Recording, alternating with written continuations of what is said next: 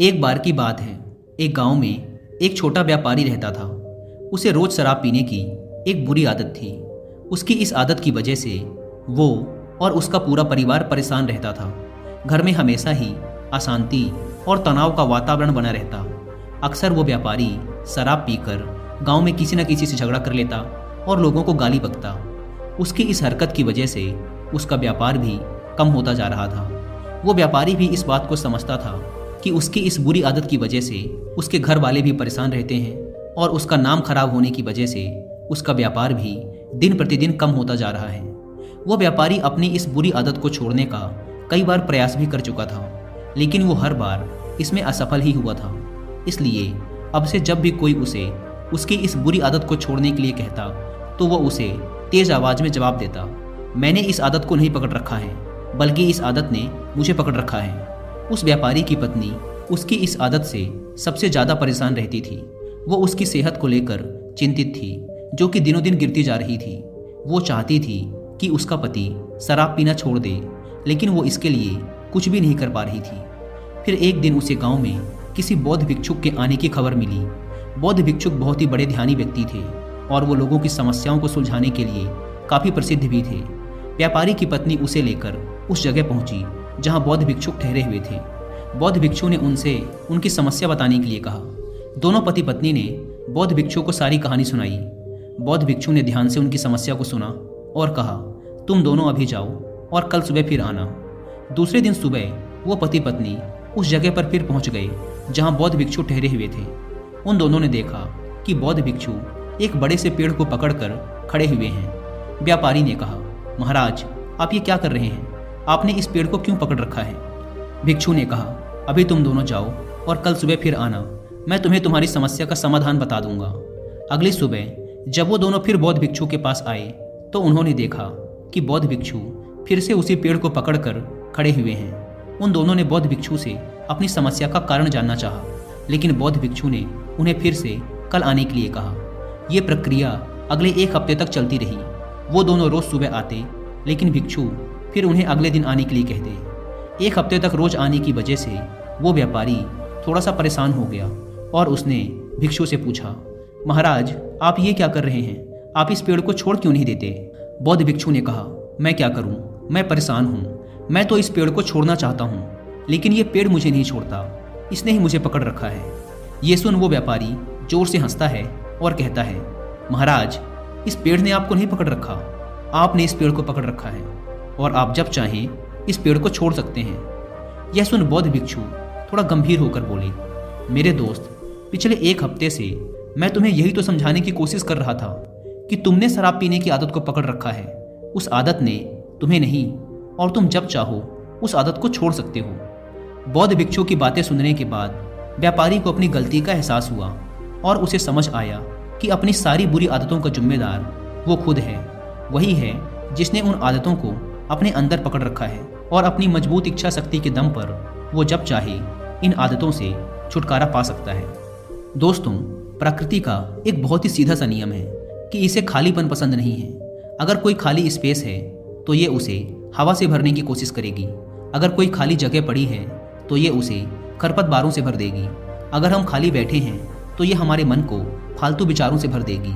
इसलिए हम कभी भी प्रकृति के नियम के विरुद्ध जाकर अपने आप को आदतों से खाली नहीं कर सकते। ऐसा कभी भी नहीं होगा कि हमारे अंदर कोई आदत ही ना हो, हम आदतों से मुक्त हो जाएं। असल में हम आदतों को कभी छोड़ ही नहीं सकते। अगर कोई कहता है कि उसने कोई आदत छोड़ दी है तो असल में उसने ज़बरदस्ती उस आदत को दबा के रखा है। कुछ दिनों बाद वो फिर से उस आदत का शिकार हो जाएगा, जैसा कि ज़्यादातर लोगों के साथ होता है कि वो फिर से अपनी पुरानी आदतों के शिकार हो जाते हैं। ऐसा इसलिए होता है क्योंकि उन्होंने आदतों को गलत तरीके से समझा है। असल में हमारी आदतें मन के स्तर की चीज़ें हैं, इसलिए आदतों को छोड़ा नहीं जा सकता, इन्हें सिर्फ और सिर्फ बदला जा सकता है। सुबह देर से उठने की आदत को जल्दी उठने की आदत से बदला जा सकता है। जंक फूड खाने की आदत को हेल्दी खाना खाने की आदत से बदला जा सकता है। इसी प्रकार हम अपनी किसी भी बुरी आदत को केवल अच्छी आदतों के साथ बदल सकते हैं, उन्हें कभी भी छोड़ नहीं सकते। आदतों को बदलना इतना मुश्किल इसलिए होता है क्योंकि आदतें बहुत लंबे समय में धीरे धीरे हमारे अंदर डेवलप होती हैं। जिसकी वजह से ये हमारे सबकॉन्शियस माइंड में घर कर चुकी होती हैं। तो आदतों को बदलने के लिए हमें अपने सबकॉन्शियस माइंड पे काम करना होता है, अपने माइंड सेट पे काम करना होता है, अपने माइंड सेट को कम्प्लीटली बदलना पड़ता है। और अगर एक बार आपने अपने माइंड सेट को बदल लिया तो आप अपनी आदतों को बड़ी ही आसानी से बदल सकते हैं। और जैसे कि मैं हमेशा कहता हूँ कि माइंड सेट को बदलने का सबसे बेस्ट तरीका होता है उस फील्ड की किताबें पढ़ना। अगर आप भी अपनी आदतें बदलना चाहते हैं तो आदतों के ऊपर अब तक लिखी गई बुक्स में से सबसे बेस्ट बुक है द पावर ऑफ हैबिट। किसी महान इंसान ने ठीक ही कहा है कि आप अपना भविष्य नहीं बदल सकते, आप केवल अपनी आदतें बदल सकते हैं। और फिर यही अच्छी आदतें एक दिन आपका भविष्य बदल देती हैं। हम अक्सर अपने आसपास देखते हैं कि बहुत से लोग अपनी बुरी आदतों की वजह से परेशान रहते हैं। वो इन आदतों को बदलना चाहते हैं लेकिन बदल नहीं पाते। अब ये बुरी आदतें कोई सी भी हो सकती हैं, जैसे कि बात बात पे झूठ बोलना, हमेशा देर से पहुंचना, समय बर्बाद करना, धूम्रपान करना और यहाँ तक कि मास्टरबेशन। लोगों के द्वारा इन आदतों को ना बदल पाने का सबसे बड़ा कारण है लोगों के अंदर दृढ़ निश्चय शक्ति का ना होना। और दृढ़ निश्चय शक्ति के कमज़ोर होने का कारण है अपने ऊपर भरोसे का ना होना कि मैं इसे बदल सकता हूँ। और अपने आप पर विश्वास ना होना हमारे अंदर पैदा हुआ है हमारी पिछली असफलताओं की वजह से। जितनी बार इंसान असफल होता है उसका आत्मविश्वास उतना ही कमज़ोर होता चला जाता है, क्योंकि ये इंसानी मानसिकता है कि हम अपनी हार को अपनी कमजोरी के रूप में स्वीकार कर लेते हैं। ज़्यादातर मौक़ों में हम ये मान लेते हैं कि हम ही उस चीज़ के काबिल नहीं थे। सिर्फ बहुत ही थोड़े से मजबूत मानसिकता वाले लोग होते हैं जो ये मानते हैं कि अपनी गलतियों में सुधार करके वो किसी भी मुकाम को हासिल कर सकते हैं। और ऐसे ही लोग विनर मानसिकता वाले इंसान कहलाते हैं। इसलिए अगर हमें किसी भी बुरी आदत को हमेशा के लिए बदलना है तो हमें अपने अंदर विजेता वाली मानसिकता डेवलप करनी पड़ेगी। लेकिन अब प्रश्न ये उठता है कि ये विनर मेंटलिटी हम अपने अंदर डेवलप कैसे करें।